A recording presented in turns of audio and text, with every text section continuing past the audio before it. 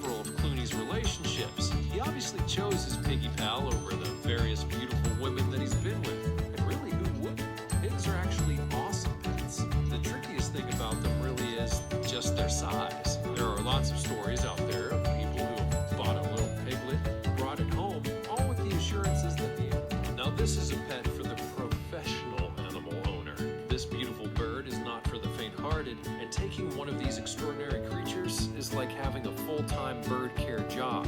The hyacinth macaw needs a big space, and they're really good at lockpicking and prison breaks, so finding a suitable cage for the bird can be a tricky business. Generally, they're going to need a whole room rather than just a cage, and they can be quite a handful. See what are some extremely uncute habits. So you may want to hear this before you take the plunge into the world of monkey pet ownership. During the 1960s and 70s, little squirrel monkeys were wildly popular as pets, and there used to be no real restrictions in owning them. But ever since 1975, it's actually been illegal to import squirrel monkeys into the USA, though it is still legal to own one as a visual, but also very cute. Can you keep one as a pet though? Or perhaps the question is, should you? Hedgehogs are wild animals, not really bred to be pets as such. Although a few folks out there do breed the prickly little mammals, it's true that some humans have been able to give hedgehogs a lovely home.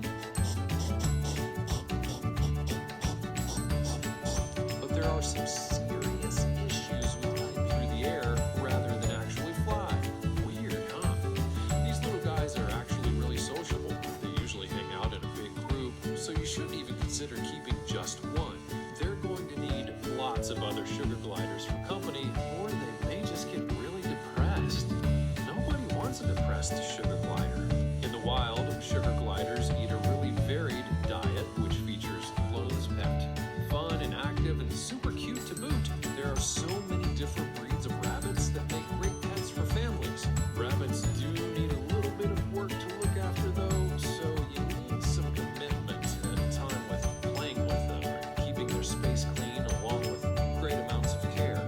Such entertaining and playful little creatures, rabbits will often become very attached to their being house-trained.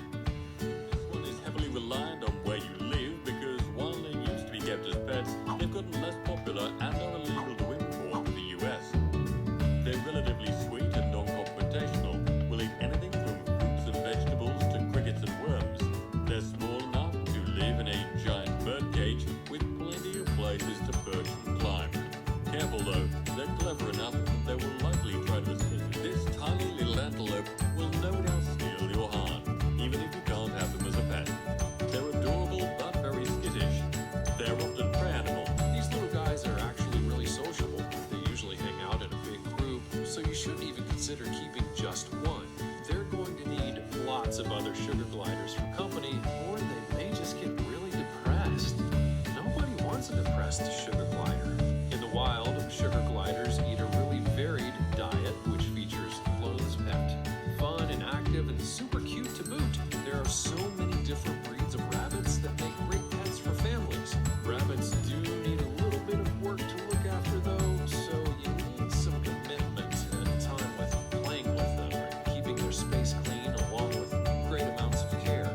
Such entertaining and playful little creatures, rabbits will often become very attached to their being house-trained.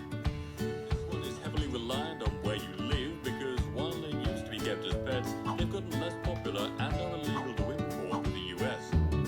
They're relatively sweet and non-confrontational, will eat anything from fruits and vegetables to crickets and worms. They're small enough to live in a giant bird cage with plenty of places to perch and climb. Careful though, they're clever enough that they will likely try to escape. This tiny little antelope will no doubt steal your heart, even if you can't have them as a pet. They're adorable but very skittish. They're often prey animals eaten by larger carnivores across the savannah. They're probably much smaller than your dog. They usually don't get much taller than about a foot or heavier than a maximum of 15 pounds. Chances are they can't fetch them. No attempts have been made to domesticate the dik-dik, despite how well they'd fit a small apartment. So you might not expect it, but the alpaca is known to be an almost perfect pet. Sweet, friendly, and easy to take care of as long as they were handled regularly when they were young. expect quite their level of curiosity or generally friendly nature. The catch? Well, they get lonely. You should never have less than 3 because their loneliness may result in illness as they're herding animals. This may be the closest we ever get to having a real-life Pokemon. And they even seem to love the companionship. It's a win-win. Even when being watched, these little guys seem to thrive under human care, bold and friendly in their tanks. They're not necessarily social, so you can comfortably have one. You can even mix them with fish in a larger environment if desired. They, like the quagga, always look like they're smiling. And who doesn't want to have